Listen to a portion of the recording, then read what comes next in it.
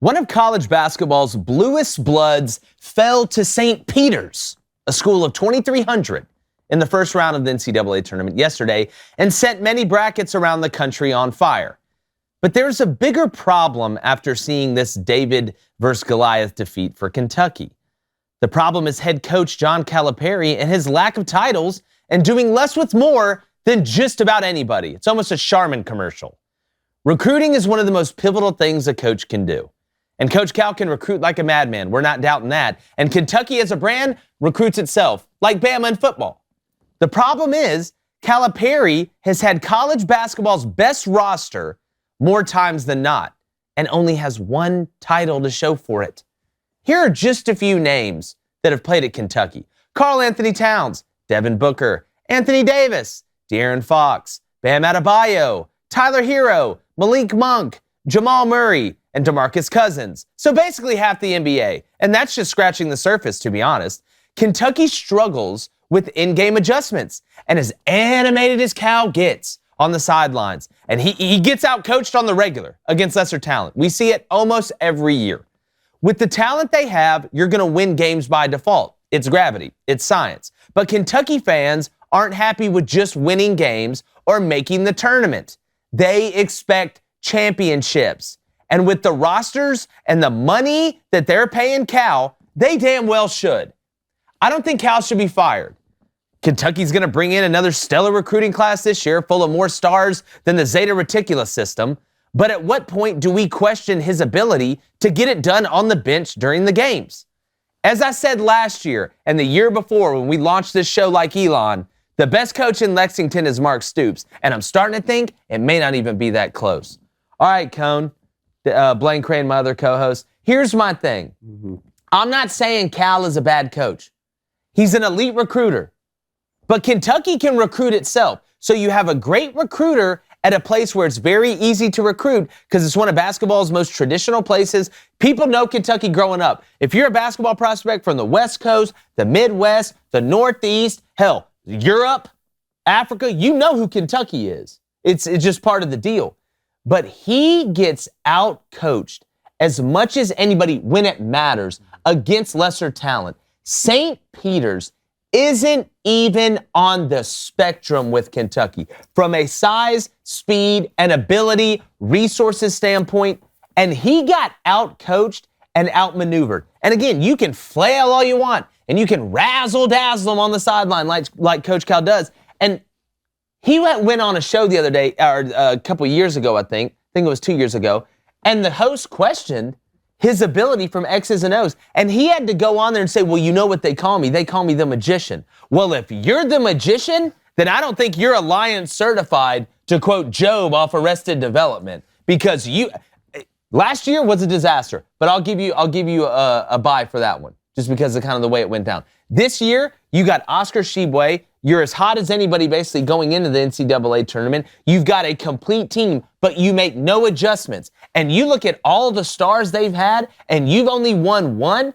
Eventually, you run into a team that has talent mixed with coaching. That talent doesn't have to be as talented as yours is, because a coach can have a big effect. And he better be thanking Anthony Davis every single day, or he'd have none. Because Kentucky fans, listen, winning the SEC is great.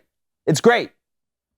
But when you get to the NCAA tournament, Kentucky fans aren't happy with, oh, hey, we made it to the Sweet 16. And you're not going to win the national championship every year. I'm not saying that. But Coach Cal falls flat on his face more than anybody when he comes up against somebody that knows what they're doing more than he does. It seems to be a new problem, though, right? Because his career, it looks like a tale of two halves here at Kentucky. The first 6 years he was there, they made 4 Final Fours. I know it's only one championship, but 4 Final Fours in the first 6 years and 0 in the past 7. To me, I mean, does that indicate a new problem here? Because it clearly wasn't an issue the first 6 seasons. Okay. Well, let's break this down. Final Fours, it depends on, to me, if we were talking about a run-of-the-mill school, or maybe a blue blood school that had struggled for a long time and then got back up to prominence with Coach Cal, I think that's one thing. But a lot of guys have won at Kentucky. A lot of coaches have won at Kentucky. And you make those Final Fours, You win one championship. To me, it's almost like going to the Super Bowl 7, 8 times and not winning it.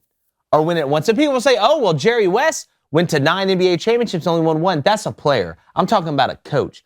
When you look at some of the teams that Coach Cal has had, a Final Four should be expected. That, as crazy as it sounds, that should be almost the floor with that talent. And I know basketball's a weird sport and it's a single elimination tournament, but over the aggregate of all of it, like you're saying, tale of two halves, right? I would have never said this. Sure. First 6, 7 years into Coach Cal's tenure. But the other half of it, now that we're seeing it, we've seen coaches have success and then not know how to evolve as the game has evolved. So look, eventually you got to call a spade a spade. And they're paying him, what, $8 million a year? Oh, he's getting paid. $8 million a year to lose to St. Peter's? Well, the thing about it, which I would have said, I wouldn't call it an excuse, but Kentucky and Cal has a lot of one and dones. A lot of guys. Not this team. Not this team. Hold on. That's why I said I would have used this as an excuse, but this is Cal's oldest team, right? And you lose to a St. Peter's team that's not even close.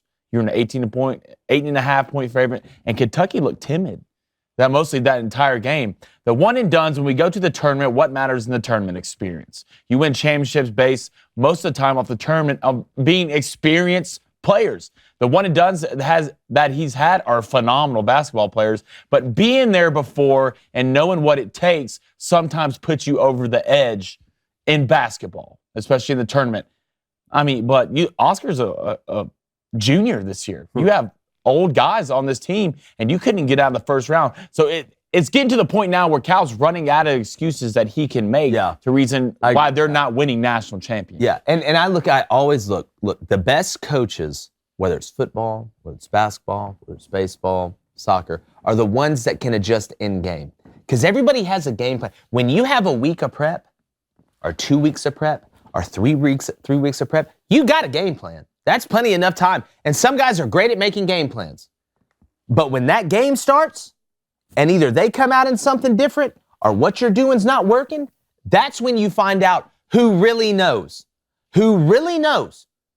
We can use examples like Alabama football. You want to know what makes these coaches great? They can go in at halftime and say, all right, guys, here's what they're doing. Here's what we're not doing. They're doing something we didn't expect, or they're doing exactly what we expected, and we aren't doing what we expect. And then they can get in there and make the adjustments necessary to be able to transform the game into an advantageous situation for them. When I look at Cal and I see Kentucky play, and I'm talking about the whole season, I don't see a whole lot of adjustments. The only adjustments I think Coach Cal makes is on the Tempur-Pedic at home when he's trying to get the bed right so he doesn't upset his wife when they're sleeping next to each other. Well, how will this culminate? Because I talked to 3 diehard Kentucky fans this morning after this loss. They said a lot of the same things we're saying, but they all still say, but we still want Coach Cal. That's why I said at the top of the show, I'm not saying you fire him.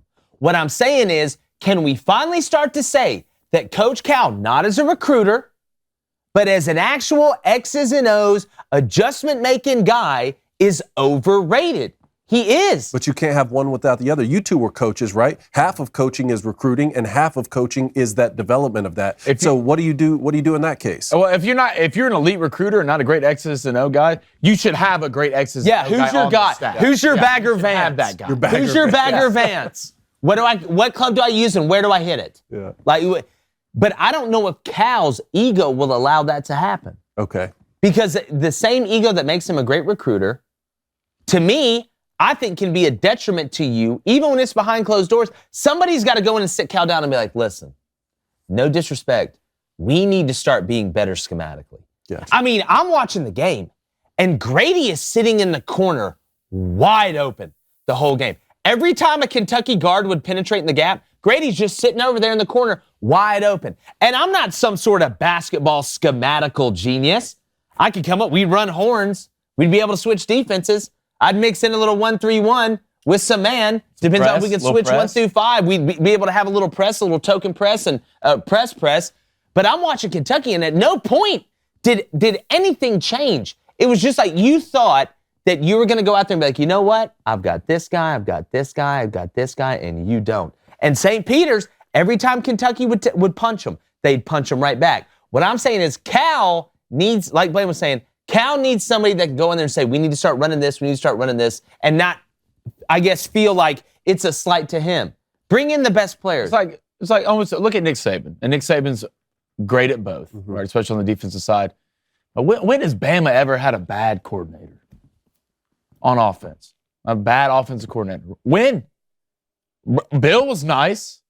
I mean, you have Sarkisian. I mean, you're only as good as the guys you surround yourself with. And if you want the best, your ego can't get in the way to things, and that's how you lose to St. Peter's. I mean, that's a school of 2,300. Have you seen their gym?